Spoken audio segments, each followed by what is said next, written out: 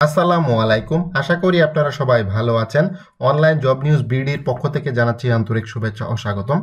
তো অর্থ উপদেষ্টার অফিসের সামনে সরকারি কর্মকর্তা কর্মচারীরা অবস্থান কর্মসূচি পালন করেছে এবং আজকে সচিবালয়ে এই ঘটনাটি কিন্তু ঘটেছে এবং যেটা হয়েছে সেটা হচ্ছে সচিবালয়ে ভাতা ও রেশনিং ব্যবস্থা চালুর দাবিতে অর্থ উপদেষ্টা ডক্টর সালেউদ্দিন আহমেদের দপ্তরের সামনে অবস্থান নিয়েছে বাংলাদেশ সচিবালয় কর্মকর্তা কর্মচারী সংযুক্ত পরিষদ।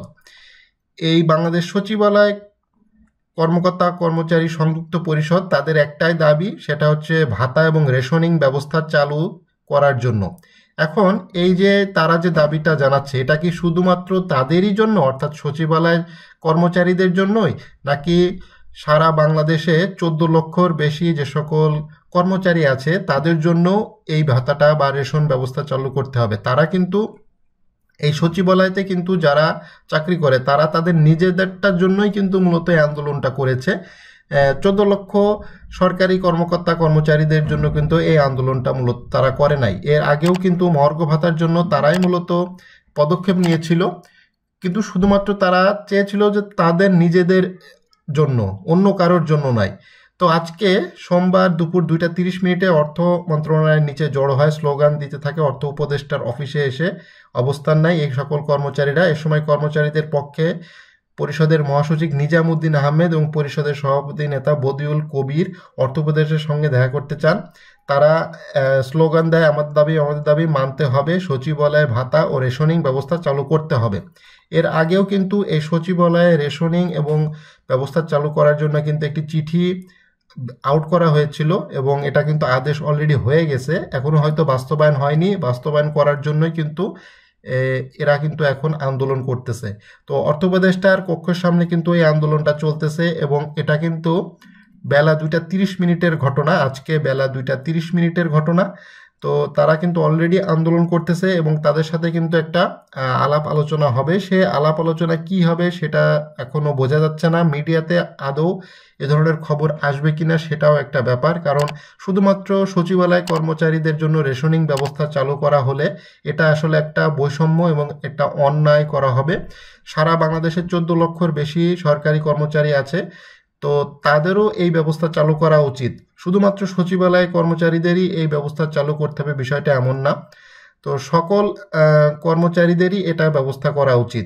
এখানে মহার্ঘ ভাতার বিষয়টা আসতেছে আগামীকাল 20 তারিখ, সেই 20 তারিখে মহার্ঘ ভাতার একটা বৈঠক হওয়ার কথা। যদি হয়ে থাকে সেটা কিভাবে হবে, কত % দেওয়া হবে, সেই বিষয়ে কিন্তু আলাপ আলোচনা হবে। আগামী 2 জুন অর্থ উপদেষ্টা কিন্তু বাজেট ঘোষণা করবে 2025-26 অর্থ বছরের।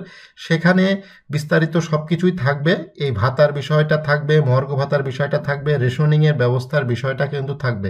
কিছুদিন আগে জেলা প্রশাসক যে সম্মেলন হয়েছিল, সেই সম্মেলনে জেলা প্রশাসকগণ তারা কিন্তু এই মাঠ পর্যায় কর্মীদের জন্য রেশনিং ব্যবস্থা চালু এবং মোবাইল ইন্টারনেট ভাতা এই বিষয় চালু করার জন্য প্রস্তাব কিন্তু দিয়েছিল। সরকার কিন্তু এই বিষয়টা নিয়ে কিন্তু আলাপ আলোচনা করতেছে। তো দেখা যাক আগামী বাজেটে কিভাবে এটার প্রতিফলন হয়। তো বর্তমানে যে অবস্থা দাঁড়িয়েছে, যে আন্দোলনের মাধ্যমে সব কিছু আদায় করে নেওয়া হচ্ছে, তো এই যে উপদেষ্টার অফিসের কক্ষের সামনে কর্মচারী কর্মকর্তাদের অবস্থান, সেটা হচ্ছে ভাতা এবং রেশনিং ব্যবস্থা চালু করার জন্য, শুধুমাত্র সচিবালয়ে যে সকল কর্মচারী আছে তাদের জন্য। এই বিষয়টা আসলে একটা নেগেটিভ হিসেবেই দেখা হয়, কারণ দেশের 14 লক্ষ যে কর্মচারী আছে, তৃতীয় এবং চতুর্থ শ্রেণী কর্মচারী আছে, তাদের বিষয়টাও কিন্তু ভেবে দেখা উচিত। তাদেরকেও রেশনিং ব্যবস্থা চালু করা উচিত। তো এই বিষয়টা সরকার অবশ্যই ভেবে দেখবে।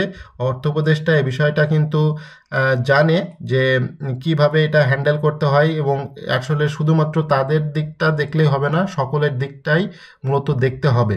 তো তারা এখনো অবস্থান কর্মসূচি করতেছে, তাদের সঙ্গে কিন্তু এখনো বৈঠক চলতেছে। বৈঠকের ফলাফল কি হয় সেটা এখনো পর্যন্ত মিডিয়াতে আসে নাই। মিডিয়াতে আসলে হয়তোবা এটার একটা সুরাহা দেখা যাবে এবং এটার ফলাফল দেখা যাবে। তো ভিডিওটি ভালো লাগলে অবশ্যই লাইক করবেন, চ্যানেলে যারা নতুন আছেন অবশ্যই চ্যানেলটি সাবস্ক্রাইব করে রাখবেন।